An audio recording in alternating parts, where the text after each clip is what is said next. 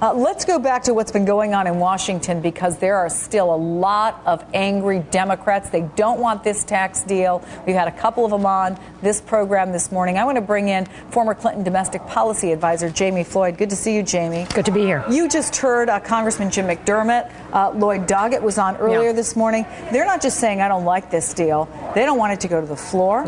They don't want to accept it the way it is. The conventional wisdom is it's going to go through. How do you see this playing out? I thought the question that you asked was right on point. What happens if the deal doesn't go through and we come back with a different Congress in place? What is the better deal that they think they're going to get? President Obama is exactly right. This is the best deal he could cut, and we do get those jobless benefits. I understand that progressives are disappointed. I understand that this is a big bah humbug from the Republican Party at Christmas time, but I do think this was the best deal the White House could strike, and we should see it go through. Their argument is he didn't play it right. I mean, we had the cards. They're saying we Democrats had the House. We had the Senate. We have the White House. We should have used that tactical advantage while we had it, and we let them have the upper hand. I think that's probably right, and we should have unified around our president. Woulda, shoulda, coulda, but now we stand where we stand, and the question is, what do we do going forward?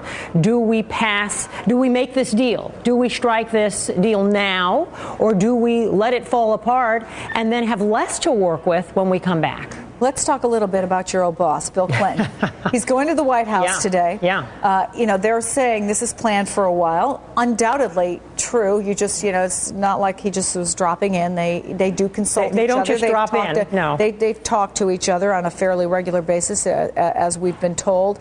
But what do you imagine that conversation is going to be like? Well, I think it is going to be a lot about strategy going forward. I think the campaign for 2012 began at the midterms, and I think Bill Clinton knows what it's like to be in this position. Absolutely. And there will be talk about whether this is going to be all about triangulation. What do we do now that we essentially lost those midterms? And I think there will be a lot of conversation about what should there be tax reform? What should we do in terms of our communication strategy, which is where I really think we've fallen down, quite frankly. A lot of it has been about not showing the American people what we've achieved. And so there's going to be a lot of looking ahead, working together. And we all know that presidents consult with former presidents of the same party. So I think it's time to sit down and start working with Bill Clinton. We know that there are a lot of Clintonites, or sometimes we call ourselves Clintonistas, working in the Obama White House already. I think we're going to see more and more of those. Big article on that, the number of former Clinton administration folks. And I think they're going to start taking more authority inside the Obama White House, and he may talk with Bill Clinton about how better to use those folks. Would love to be a fly on the wall. Jami, you're going to stick with us through the hour. Yeah. Thank you. Former Clinton policy advisor Jami Floyd is back with us. Wall Street Journal's Steve Moore joins us from Washington. It is interesting to me, Steve, that we've been talking so much about the Democrats and those who are concerned about giving these tax cuts to the rich. We haven't heard from John Boehner. We haven't heard a whole lot from those deficit folks who, were screaming about all the money that the administration was spending, the increase in the deficit, but have been comparatively quiet. What's going on with this as it relates to the deficit? Well, Chris, let me just start by saying that I have some good news for you. This is not going to cost $850 billion.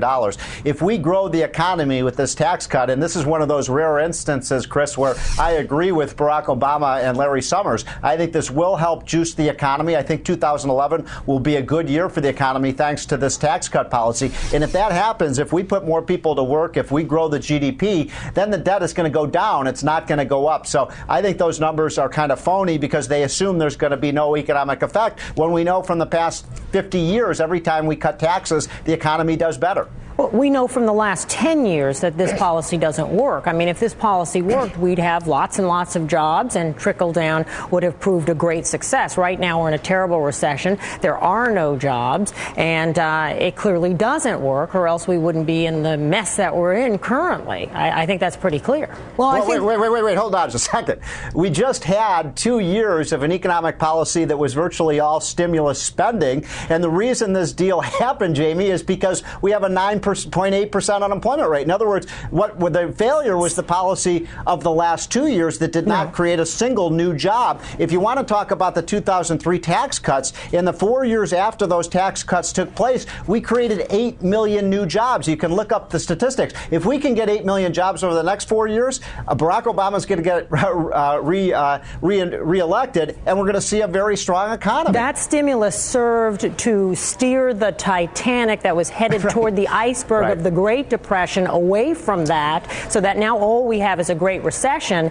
And what has happened now, we have not given. But there were no new jobs. Please let me finish. Please let me finish. We have not given the Obama plan the chance that it needed to succeed, and now we're rolling it all back, essentially extending, perhaps indefinitely, the Bush tax cuts, which did not work. We don't need to give the richest Americans any more of a break. We have to reevaluate the tax cut policy.